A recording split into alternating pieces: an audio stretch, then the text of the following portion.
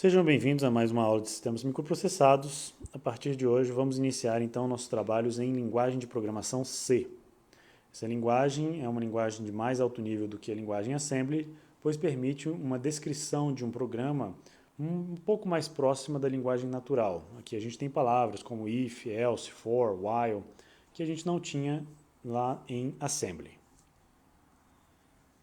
Para começar a aula, eu queria falar um pouquinho sobre os tipos de variáveis que nós temos. E aqui eu vou falar sobre as variáveis que declaram tipos inteiros, tá? Números inteiros.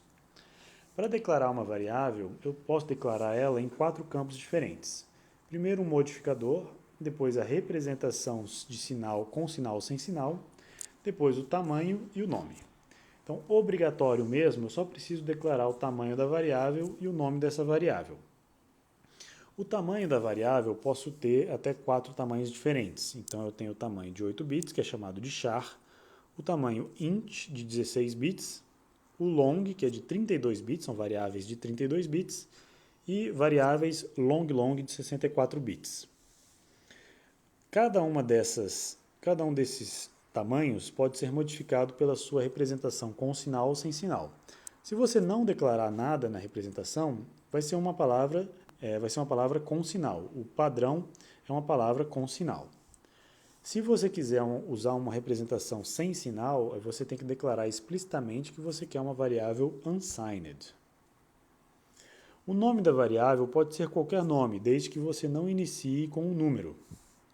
Para cada variável, eu tenho 3 modificadores possíveis: const, static e volatile. Const indica que a variável é constante e ela pode ser colocada, se o compilador achar interessante, pode colocá-la na memória ROM, pois essa variável vai ter aspecto apenas de leitura, ela não pode ser modificada durante a execução do código. Então, se você declarar uma variável como const e tentar modificar ela durante o código, vai ter um erro de compilação, pois essa variável é protegida contra a escrita. Uma variável estática. O nome static indica para o compilador que aquela variável não deve ser inicializada e não deve ter o seu valor modificado em trocas de contexto. Essas trocas de contexto são entradas e saídas de escopo, por exemplo, entrada numa função, saída da função, entrada de um escopo diferente. Então isso só é útil para a gente poder criar, por exemplo, variáveis que acumulam valor dentro de uma função e o valor não é perdido quando eu entro e saio da função. Então é uma maneira de você acumular e resguardar o valor em trocas de contexto. Uma variável volátil indica ao compilador que aquela variável pode ter o seu conteúdo alterado em momentos imprevisíveis, momentos que não são planejados pelo compilador. Então pode ser um evento externo ao microcontrolador, como por exemplo uma interrupção. Volátil a gente vai usar muito para também evitar otimizações do próprio compilador. Então, uma variável volátil remove todo e qualquer tipo de otimização que o compilador faça em cima dessa variável, como, por exemplo, cortar a variável fora se essa variável não estiver sendo útil para a gente. Então, vamos a alguns exemplos. Por exemplo, eu posso declarar as variáveis A, B e C como variáveis de 16 bits, com sinal. O variável num é uma variável, então, de 8 bits apenas com sinal. Então, representação com sinal de 8 bits. A variável contador é uma variável de 64 bits sem sinal. Então, para declarar uma variável sem sinal, eu tenho que botar a palavra-chave unsigned. A variável letra, então, é um char unsigned, então representação de 8 bits sem sinal, já que letra não é um número, então não faz sentido eu usar sinal aqui dentro. A variável contador possui um modificador na frente, que é um modificador volátil, ou seja, ela remove todas as otimizações que o compilador pode fazer em cima dessa variável. Eu, pessoalmente, acho que a palavra char é uma escolha infeliz de variáveis de 8 bits, pois não necessariamente uma variável de 8 bits vai ser sempre um caractere. Então, a minha recomendação pessoal aqui é que vocês não usem esses nomes padrões que o C fornece para a gente. Eu gostaria que no nosso curso a gente usasse a biblioteca stdint. Então, para usar a biblioteca stdint, a gente vai incluir ela no nosso código usando cerquilha include stdint.h. stdint é o nome, a abreviação para Standard Integers, ou seja, os inteiros padrões. Essa biblioteca tem uma vantagem interessante, que ela coloca o tamanho e a representação no mesmo nome. Então eu vou ter valores como, por exemplo, o int e um número que representa o tamanho. Então, por exemplo, o int 8t, para uma palavra de 8 bits sem sinal. O vem de unsigned. Os mesmos modificadores se aplicam e o nome também segue as mesmas regrinhas. A vantagem é que torna a declaração de uma variável mais compacta, já que eu tenho menos palavras para declarar uma variável, e o seu código fica extremamente portável, já que você declara uma variável sabendo que o tamanho vai ser sempre aquele. Um int, devo lembrar vocês que o int no MSP430 tem tamanho de 16 bits, mas o int numa arquitetura PC x86, ela já tem 32 bits. Então o int pode sofrer alterações de tamanho dependendo em qual compilador ou em qual arquitetura você compila o seu código. Para evitar que isso aconteça, para evitar essas modificações de tamanho implanejadas, a gente usa o standard integer. Então, o int8 e int8, ou int-n, né, no caso. Vamos ver os mesmos exemplos anteriores usando essa biblioteca. Então, os ints a, b e c viraram int 16t, para indicar que essas variáveis têm tamanho de 16 bits. O número de 8 bits agora é representado com int 8t. Então, uma maneira muito mais interessante de representar, de declarar, né, um número, mostrando claramente que ele tem 8 bits e que ele não é um caractere, ele é um número. O contador de 64 bits ficou com uma declaração bem mais compacta, né, usando o int 64, em vez de unsigned, long. E a letra agora é representada com o int 8t. Você pode também usar o unsigned char se você quiser exclusivamente declarar valores ou variáveis que queiram portar, né, que vão carregar números que representam letras. Mas eu recomendo fortemente que vocês usem o int 8t.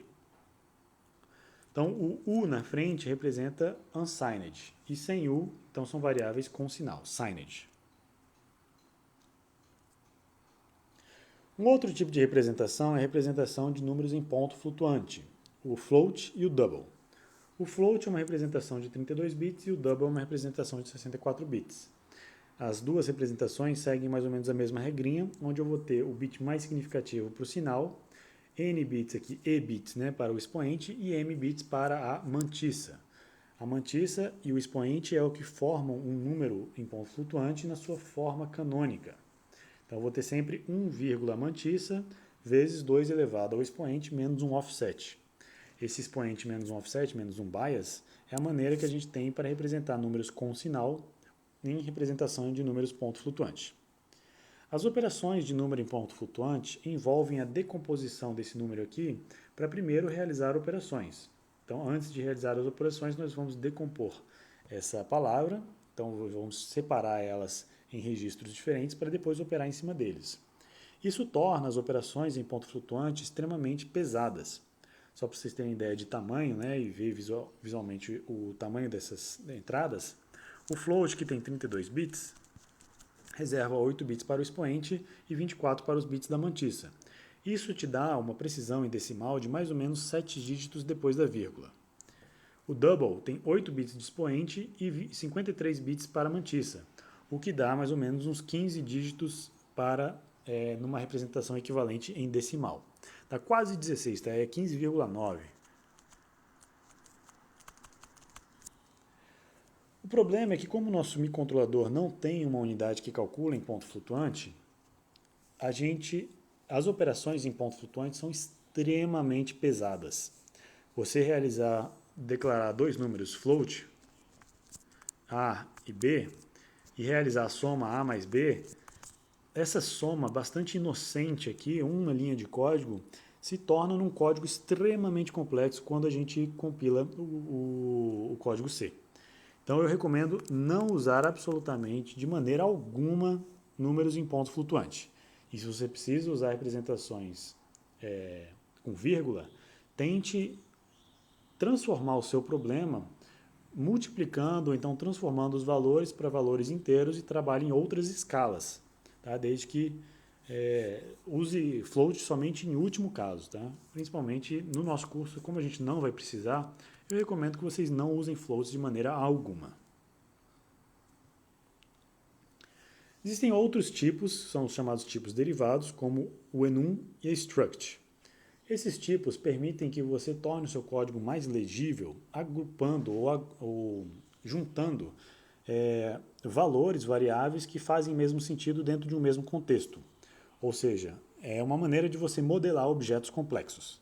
Então, por exemplo, o aluno que tem um nome e uma matrícula pode ser modelado através de uma struct. Então, eu declaro uma struct alunos, que vai representar então toda a classe de alunos, e essa estrutura de dados, essa struct, vai ter um campo nome e um campo matrícula.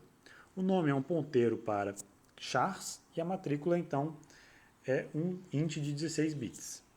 Eu posso, inclusive, aproveitar na declaração da estrutura e já declarar duas variáveis desse tipo.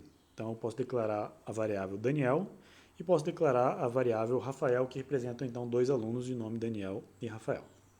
Eu posso representar também uma estrutura de dados que representa uma data. A data tem um dia, um mês e um ano. Vamos pegar, por exemplo, um mês. Eu não quero representar o mês com números. Eu prefiro representar um mês com uma palavra, né? Uma abreviação de uma palavra. Então, eu posso declarar um novo tipo de dado, uma enumeração chamada meses, onde eu vou listar as palavras que eu quero representar esses meses. Para usar uma enumeração, por exemplo, dentro dessa estrutura de dados aqui, eu posso chamar e fazer uma struct, que representa uma data, e essa struct vai ter um dia, que vai ser um valor de apenas 8 bits, né, porque o dia só vai até 31. Eu vou declarar o mês como sendo do tipo enum meses, então essa aqui é uma outra forma de declarar uma variável de um tipo derivado, então uma struct também pode ser declarada dessa forma, struct alunos Daniel. E o ano eu vou usar uma variável um pouquinho maior, de 16 bits, porque eu posso representar até o ano 65.535. E aí aproveito e já declaro uma variável data de nascimento. Como que eu faço para usar essas variáveis? Eu posso usar e acessar os campos através do operador ponto. Então, o ponto, numa leitura, por exemplo, eu quero colocar na variável mat a matrícula do aluno Daniel. Então, eu boto Daniel, ponto, matrícula, então eu estou acessando o campo matrícula dentro do objeto de estrutura alunos da variável Daniel. Dessa forma, então, eu acesso um campo dentro de um objeto. E da mesma forma, na escrita, eu vou acessar um campo usando o operador ponto, né, esse pontinho aqui, e vou atribuir ao valor do mês da data de nascimento, vou atribuir o valor fevereiro. As diretivas de pré-processamento são denotadas com a cerquilha. A primeira delas que eu vou mostrar aqui são as macros. Uma macro permite você substituir conjuntos de letras por valores. Existem macros que também recebem argumentos. Então, por exemplo, se eu uso várias vezes o número 5 no meu código, às vezes é interessante criar uma macro que chama max, que vai ser sempre substituída pelo valor 5. E se eu quiser substituir todos esses valores numa mesma posição, basta alterar na declaração da macro, que esse valor vai ser alterado no meu código inteiro. Algumas macros podem receber argumentos de entrada, como por exemplo essa macro que eu chamei de add, A e B. Então ela pega as entradas A e B e substitui os valores dessas duas entradas na operação de soma A mais B. Na verdade, a macro ela não realiza essa operação, ela só substitui as strings, os valores que você apresenta para essa macro. Então podem ser, uma macro não faz verificação de tipo, ele não sabe se A e B são inteiros, são floats, são letras, são ponteiros. Ele simplesmente considera que são entradas do que você digitou ali dentro, ele vai botar aqui fora. Então eu recomendo usar macros apenas para estruturas simples, não tornem as macros muito complexas. Basicamente nesse curso eu recomendo que vocês usem macro apenas dessa forma aqui, para substituir valores constantes no seu código, valores que você reutiliza várias vezes, que você quer testar valores diferentes, substituindo em apenas uma posição do código, né, para ficar mais rastreável essa modificação. Uma outra diretiva de pré-processamento que a gente já viu, inclusive, é o include. Ser que ele include faz com que um determinado arquivo seja incluído no processo de leitura do seu código-fonte. Então, todas as definições, as funções, as variáveis que forem definidas no cabeçalho stdent.h vão ser incluídas no código que você escreveu essa linha. Diretivas de compilação condicional, como ifDefine e ifUndef, são usadas para tornar o seu código expansível para outras arquiteturas, para outras plaquinhas, ou para você fazer proteção do cabeçalho. Então, o ifDef, por exemplo, desse lado aqui, ele é uma diretiva de compilação que vai incluir essa linha de código se esse símbolo, esse símbolo aqui estiver definido. Então, esse é um símbolo que está definido por padrão quando você compila código para a placa FR2355. Então, isso aqui é interessante de colocar se você quiser fazer um código que funcione tanto na F5529 quanto na FR2355. Então, o mesmo código, você não precisa modificar nada, ele vai funcionar. Essa linha de código aqui, ela libera os pinos de GPIO para uso, Para quem não tem essa plaquinha, não faz muito sentido, mas para quem tem a plaquinha sabe do que eu estou falando. Uma outra forma de usar o ifUndef, ifNDef. Se esse símbolo não estiver definido, defina, então define este símbolo.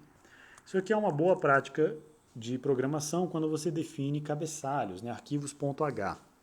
A primeira vez, é muito comum quando você tem estruturas complexas de código, que o seu cabeçalho seja incluído várias vezes no mesmo arquivo. Isso acontece pelas inúmeras regras de dependência quando você compila o código. Então, para evitar que os símbolos que estão definidos, símbolos e funções que estão definidos dentro da biblioteca não sejam definidos mais de uma vez, pelas múltiplas leituras desse código aqui, a gente protege com um ifUndef. Se este símbolo não estiver definido, a gente define ele.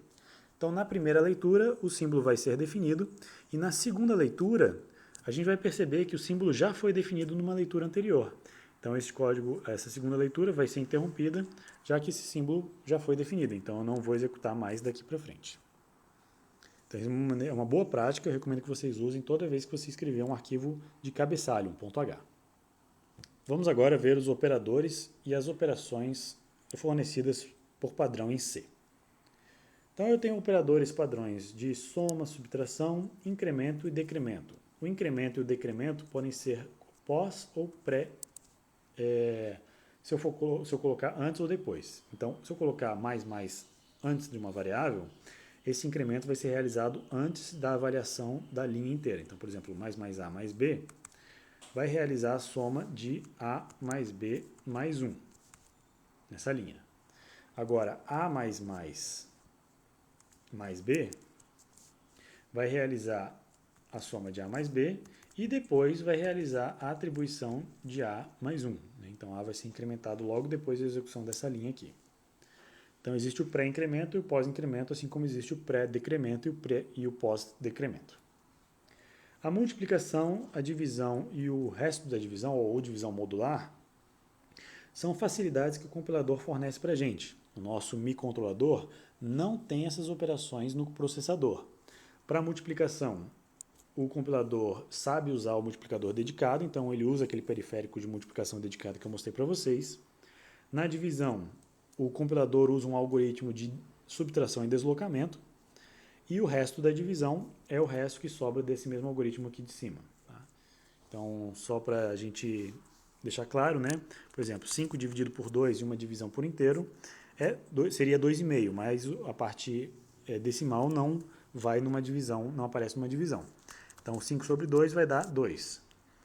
E o resto da divisão, se eu pegar 5 e pegar o resto da divisão por 2, esse resultado seria, então, o 1 que sobrou, Então, 4 eu divido inteiramente por 2, e aí sobrou 1 do 5. Esse, então, é o resto da divisão. As operações bit a bit trabalham na variável inteira, então eu posso inverter todos os bits, eu posso passar uma porta E entre dois operandos, E bit a bit, ou bit a bit e o XOR bit a bit. Então não devemos confundir essas operações bit a bit e OR com as operações lógicas e OR. Perceba que as operações lógicas usam 2 E comerciais e OR usa 2 pipes. Para diferenciar um do outro, a gente precisa saber o que é um valor verdadeiro e o que é um valor falso em C, para as operações lógicas, as operações de comparação. Então, falso é o valor zero. Todo inteiro que tenha valor zero é falso. E verdadeiro é tudo que for diferente de zero. Por exemplo, 1 é verdadeiro, menos 1 é verdadeiro, 127 é verdadeiro, menos 467 é verdadeiro, o hexadecimal café é verdadeiro, o binário 10101 é verdadeiro. Então, tudo que for diferente de zero é verdadeiro. O resultado padrão de uma operação lógica vai sempre resultar em 0 ou 1. Então, café e lógico 0x00ff vai resultar em 1, que é verdadeiro. Então, isso aqui é um valor que era verdadeiro, com um valor que era verdadeiro, deu um resultado verdadeiro. Agora, café e bit a bit com o valor FF vai resultar no valor 00FE. É uma maneira de filtrar apenas os bits o byte menos significativo dessa word. Então, existe uma operação, uma diferença clara entre o e-comercial duplo e o e-comercial simples, onde nas operações lógicas eu quero verificar a condição lógica de verdadeiro ou falso. E nas operações bit a bit eu estou operando em cima dos bits. Existem comparações de maior, menor, maior igual, o menor igual. E aqui muita atenção às comparações de igual ou diferente. Então, igual usa dois símbolos de iguais e o diferente usa exclamação igual. Para terminar esse vídeo, queria passar algumas dicas. Então, eu recomendo que vocês não ultrapassem 40 colunas no seu código de vocês. Use macros dos arquivos de header. Sempre uso o cabeçalho MSP430. Lá tem a definição, por exemplo, do bit 0, né, o que é bit 1, todos os registros de configuração dos periféricos, do GPIO, né, P1in, Pout, Pdir, etc. Recomendo que vocês usem comentários sempre começando na linha 45. Metade ali, mais ou menos na metade da coluna reservada para código. Os comentários devem começar com uma letra maiúscula na frase que inicia o comentário. As linhas que são continuação da anterior iniciam com letra minúscula. Como aqui, ó. Então aqui eu tenho uma letra maiúscula para indicar que esse comentário começou aqui. Terminou as 80 colunas, então eu pulo uma linha e continuo com uma letra minúscula, para indicar que isso aqui é uma continuação da frase anterior. O nome das variáveis eu sempre uso em minúsculo. Eu recomendo que vocês usem dessa forma, para deixar o código bem elegante e bem conciso. Os nomes longos podem ter as letras do meio maiúsculas. Eu costumo usar, você pode usar de qualquer forma, por exemplo, o nome longo pode ter um underline entre os diferentes nomes de um nome longo. Você pode usar a letra maiúscula para representar as diferentes palavras de um nome comprido, mas a minha preferência pessoal, como eu uso letra minúscula para as variáveis, eu escrevo dessa forma. Então, nome, e para separar as palavras dentro desse nome comprido, eu uso uma letra maiúscula. E é isso, gente. Espero que vocês tenham gostado. Vamos seguir adiante para a gente ver um pouquinho mais e poder começar a trabalhar em C.